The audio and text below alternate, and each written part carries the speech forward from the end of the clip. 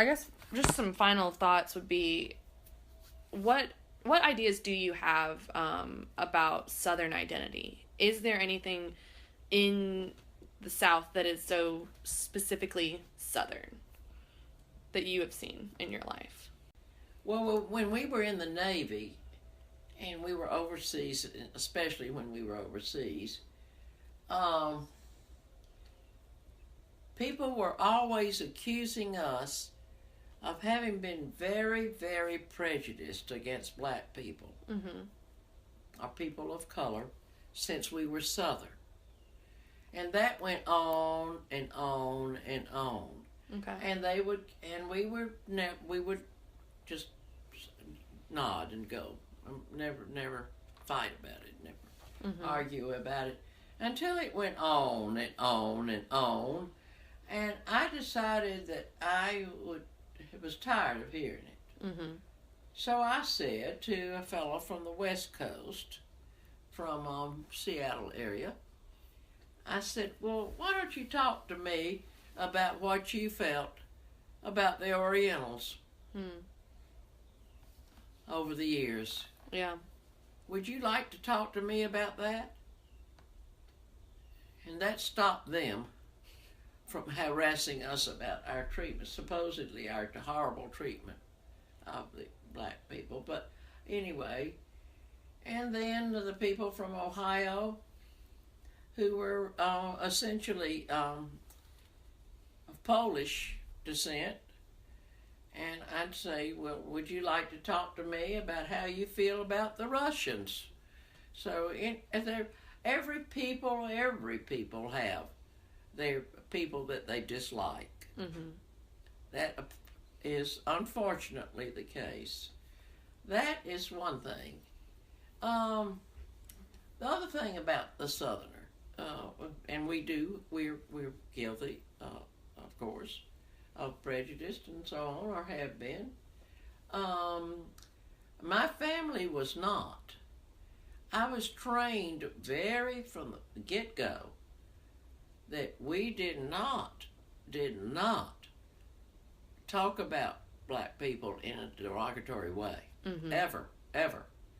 And when my mother or my father would have one of his men drive me to the Atlanta airport or wherever I might need to be driven, and my mother would always say, now that's so-and-so, and he has a wife and however many children, and so on and so forth. She'd give me a lot of information about him so that I could talk to him when we were riding along and be gracious to him.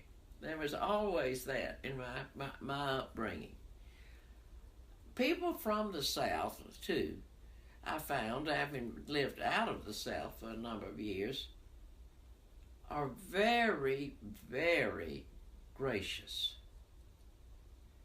And when my aunts moved, the last time when I asked them to please move to me so I could take care of them, they kept saying, well, you don't need to take care of us. They were living, all of them then were living in Washington, D.C. And I said, finally I said, if I don't do it, who is? I was the only one that was there to do it. But I said, I need you to move to me. I don't need to try to take care of you in D.C. And they were willing to do that, and they gave up their apartment, and Evelyn sold her house, and they came down. And they came down, were driven down by a man that drove them down in Evelyn's car, and the moving van, went into their building at the Park Lane on Peachtree, and he said to my aunts, oh, it is so good to be in the South. They are so kind and courteous. And I would say that's something that really defines a Southerner. A true Southerner is always, the ones I know, kind and courteous, compassionate, and so I think that's one reason that we have been able to live in a society here in Atlanta anyway that was too busy to hate. Yes, there was some hate over the years. There was the bombing of the temple. There was this, there was that, but not what it could have been. That's how I would sum it up. What it means to be a Southerner, that's what I think it means. Okay. And I feel like I've inherited that trait. And so I'm not happy if I'm not working at something worthwhile. Let's put it that way. All right, so that's part of my makeup. I'm constantly reading. I've always read, and I still do it. Would rather do that than anything else. It's not particularly good for my health because I sit a lot, but anyway, my health is not particularly good right now because I've broken my collarbone and then my pelvis, and so my bones are thin and I have to be careful, and I have a caregiver with me all the time at night now. Generally, when people meet me, they are, I like to laugh. I think I'm witty. Maybe I'm not, but I think I am. Most people think I am. And they will start, and I usually always smile. Most old people don't, and it's too bad they don't. And people will say to me, you're so happy. Well, I feel like you go through life one time, and then one time only, and you might as well go through joyfully. Might as well have fun doing it. Do right by everyone. Be honest, but have a good time while you're living.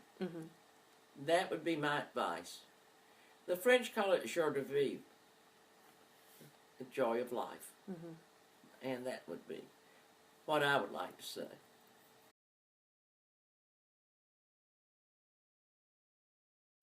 So what would you say makes the South the South? What is there anything in particular that is Southern identity?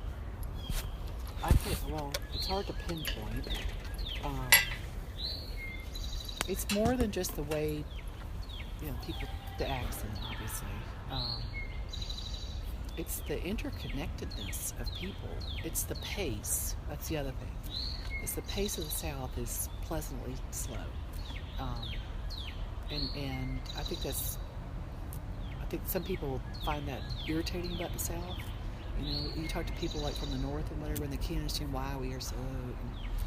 And it comes from a place where, when it's so dang hot, you have to move slowly, right? So you're smart about it, right? And people have thought that Southerners are stupid because we talk like this, and it's like, we're not stupid. It's just we don't have to be in a hurry to do all this stuff all the time. It's like, give us time, and you'll figure it out. It's family. I mean, it's family that looks out for each other and, kind of goes this way and comes back, right? That's what we did. But, you live in different places like I did, and you have, like, the ants, right? They took all their Southernness with them in their food. I mean, I particularly think of that. And they and their experiences of growing up on a farm, and they still want to live in a very cosmopolitan city in D.C. and Atlanta as well. But they never, I'm trying to define it, Stokes, and it's hard to define. It is. You can get romantic about it and go, there's no place like the South, it's beautiful, there's ugly sides to it. There's racism, there's pieces of it that won't go away, there's like black people who I think are just the finest people on the planet. And I would like to think they think the same thing about me, but I have to wonder, do they like me because I'm me, or because or do they not like me because I'm white? I don't know.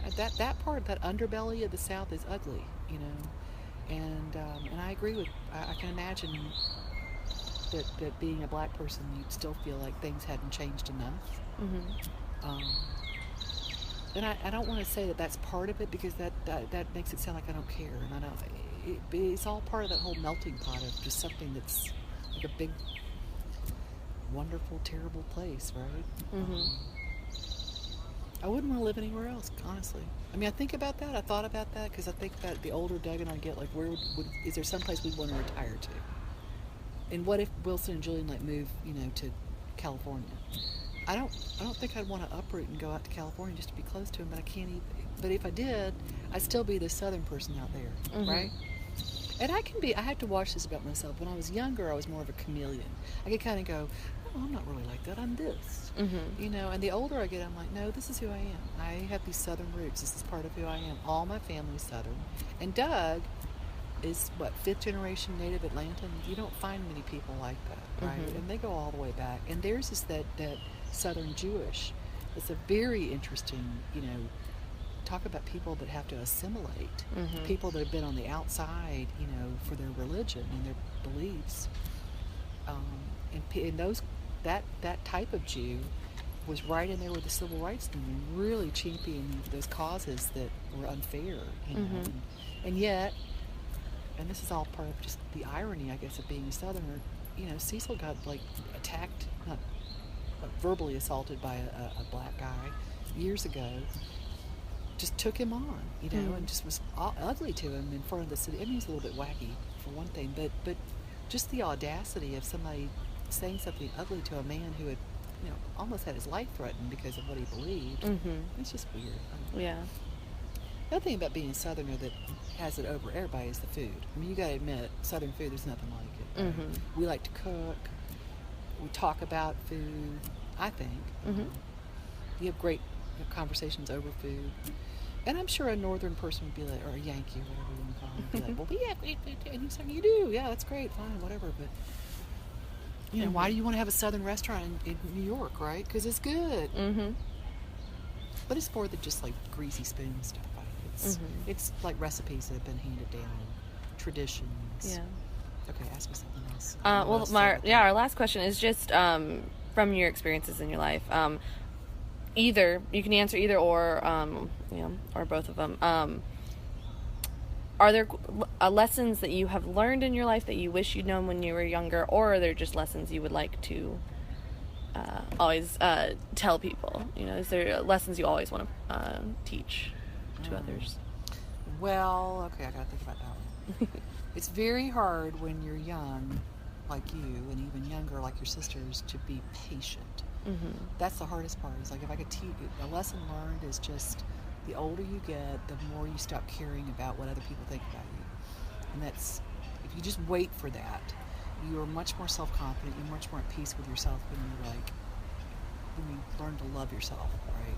If you can have a good time just with you, and I've always enjoyed being by myself and I think I like myself, right? So lesson to teach, lesson learned. Well, when you get married, I told you this earlier, make sure that you like your husband's family. Don't have the stepmother, or excuse me, the mother-in-law from hell. You don't want that. Because you might, like with your own mother, I mean, she's closer to my mother than she is to her own mother, and that didn't happen overnight. And I, so it's important, I think. I have to wonder what your mom would say to that, because I wouldn't want her to be upset with me for saying that. But I think it was hard for Lindsay to come in, the way she came into our family, and we all were like, okay, versus like, oh, they're engaged and we're going to know you for a bit, and blah blah blah. But that's neither here nor there. But I think it's important to like your family, the one that you're going to inherit. What else could I teach you? That sometimes, that you're going to tack. Sailors, like, you can't sail a boat straight from one place to another, right? You have to, because it won't go that way. So you have to tack, right? You have to, like, the wind kind of takes you this way, and then it kind of takes you that way. And you eventually, you don't lose sight of the horizon where you're going to be, right? Okay. But you have to accept the fact, I don't know, this sounds very poetic, I don't mean to be like, it's hard to accept when you're young that your boat's going to kind of drift here and there. If you can let yourself kind of be patient, right? I mean, you're probably in a hurry to, like, get out of school and find a job and, like, get on with it. Meet a guy. And you will. And you're like, when? That was my thing. When I was coming out of Westminster, a senior in high school, I was so miserable. All I wanted was a boyfriend. I just wanted so badly to have a boyfriend. And I would get upset about the girls and guys and not having a date to prom, and my life is miserable. It's never gonna. And Mom was like, this will pass. And I thought she was just full of it. She's right. The bad stuff it'll move on, but lesson learned. There's going to be a lot of bad stuff. That's the hard thing. It's like you can't see it coming. And it's like my friend Martha takes kind of a dark. She said this to me, and I kind of listened. I go. She's like, you kind of get through one storm, and everything kind of settles, and you just have to accept the fact there's going to be another one. And see, I don't like to think of life that way, but she's right because it sounds kind of negative, right? It's like, but that's kind of the way things can often be, right? It's not always going to be like, oh, this is the greatest day of my life forever, Enjoy it.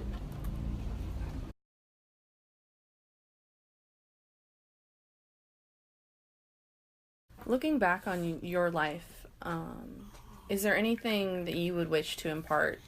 Any ideas, any lessons in particular, based on your experiences? I think it's very important for mothers to parent, to take seriously their role as a parent, to guide their especially with girls, or because that's all I know, but to guide the girls and to let them know some of the bad things that are out there. Because with my upbringing at North Avenue Presbyterian Church and with Mother, I didn't know that so much badness was there.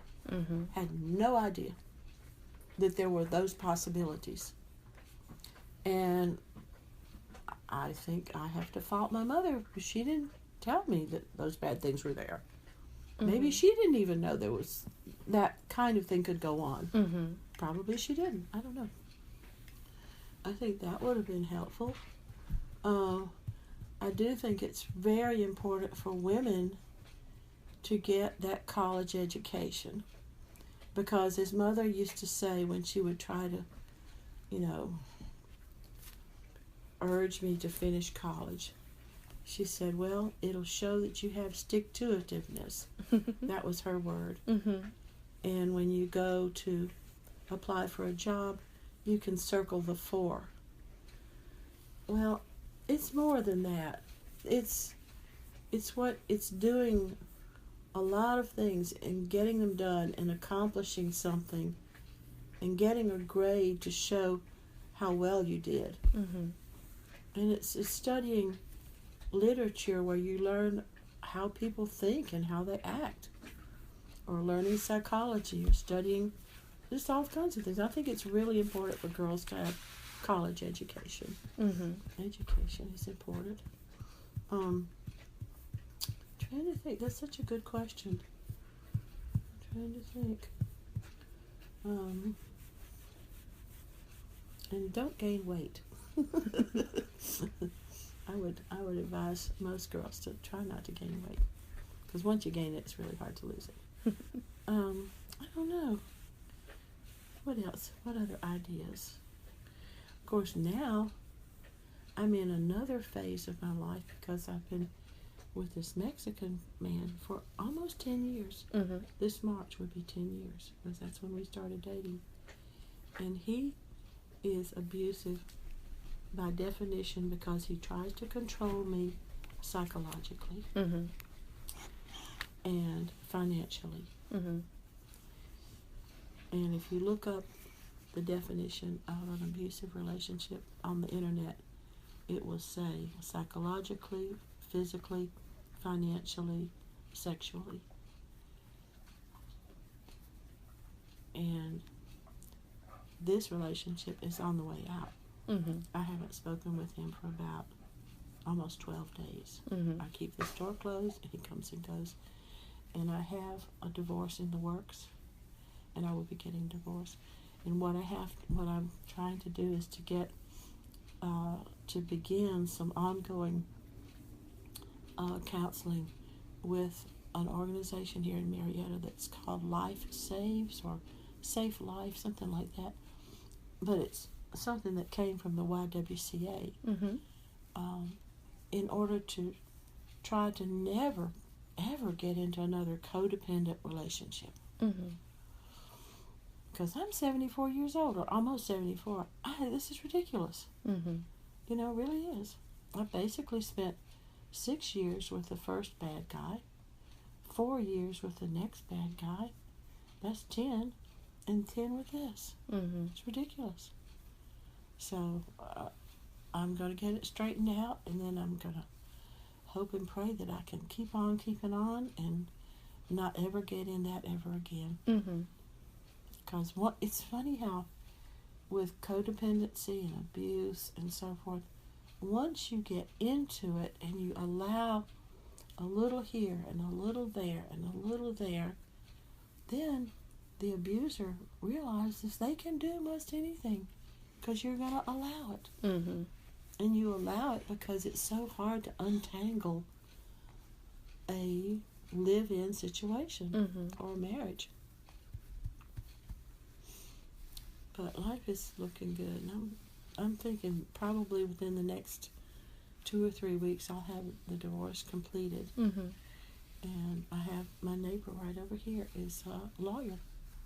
And she and I are good friends. And she said all I had to do was just pull up the forms on the computer and fill in the blanks. There you go. And there's always with me, there's been this thread that God is with me and that God knows what's going on and I am going to make it through somehow. Mm-hmm. And it's all going to be okay. Mm-hmm. I've always had that feeling.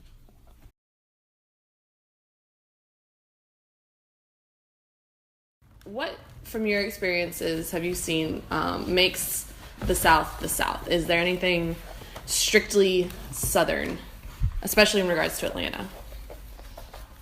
Well, Atlanta's different from the South. Mm-hmm. Like, it's, I don't know if it's because of Martin Luther King or just what, but it's definitely more dominated politically by an African American culture. And so there's a lot more equality of power here. When you go out just a little bit, like, I mean, I thought it was like that in all of the South, and I didn't know. And you go to other places, and you're like, what's happening? Mm-hmm. You know, even, you know, like, Macon, or Social Circle, where, you know, you have, you know, you're walking down the street, and you know, black people look away and don't make eye contact, and like, what's going on here? Mm-hmm. It's a completely different, like, y'all need to go to Atlanta. But so, I think, well, I guess Atlanta especially, there's a lot more racial shoulder to shoulder and a lot less, you know, white dominance. Mm-hmm. You know, just soccer clubs, you know, actual politics, you know, just work environments. It's not as delineated at all. Not, I mean, you know, both physically and mentally, people don't think of it that way. I think the other thing is, you know, our hospitality is genuine. Mm-hmm. You know, when we ask, how are you, it's not just a conversation. Hey, how y'all doing? Shh, no barking. You know, we genuinely want to know. And if you just blow it off, we're insulted. Like, we, you know, we do want you to, you know, let us know if we're having a problem so we can bring you food. We do want to, you know, help our neighbors and be together and spend time together. Mm-hmm. And the drop-ins are okay. Mm-hmm. So culturally, we have that difference of that warm climate culture, of, you know, social slowness, interaction, spending time with each other. I know when the LA film people come here, they are completely exasperated. Like, just go, get on with it. But that's how we do it, you know. And so that you can see that it's a very different thing when you see them come here, because it makes them crazy. Mm-hmm. And we do want to, you know, sit and look you in the face and talk to you. You know, see how y'all doing. So that's different, and that's something I really like. I mean, obviously, because I grew up in it, but you know, it's not as cold as some places. So Then also, from your life, what are some lessons you either wish you'd known when you were younger, or just ones that you would like to pass on to others, just generally in life? I would like to tell my younger self to chill out. You don't have to be perfect. Mm-hmm. Like, you really don't. Like, super don't. And you're not going to be anyway, so just let it go. And I spent until like 35-ish just trying to get everything perfect and never be wrong and never do the wrong thing. And I think I missed a lot of fun. I think I missed a lot of adventure that I could have had. And I didn't have to be bad, but I didn't have to be hyper vigilant good either. You know, it's okay to push the door that says closed and go in and see what's up. You know? So that's a big one, and just don't miss those opportunities just because you're trying to hold it tight. And the other one I think is what Heidi was telling me about when her mom was dying. She said, "What's it like to die?" And she said, "Well, they say that your whole life passes before your eyes, but that hasn't really happened. It's more, what have I not done? What are the things I didn't do? What are the things I missed that I wanted to do and didn't? That's what I regret. It's the regrets that you think of, not the things that I did. I don't regret, doing something. I regret not doing stuff." And so that was pretty powerful. And I've heard the same thing since then from other places, from other people. The person's dying, and they're like, "Oh, why didn't I go do that thing?" And just risk it, fail. It's okay to fail. And I think that's something I back to what I just said a minute ago. It's all right to fall on your face. Better to try and fall on your face, stand up, dust yourself off, and laugh about it, and then do it again. Like, that's all right. You'll never get bigger, stronger, faster unless you fall down a lot. No Olympic athlete, started out running. They all had to learn how to sit up first, hold their head up, then they had to learn how to sit up, and then they had to learn how to stand, and there's a lot of falling on their butt before they ever even learn to walk. And that's something I think we need to all kind of embrace in terms of things we want to do. It's like you're going to have to mess up first and then go for it.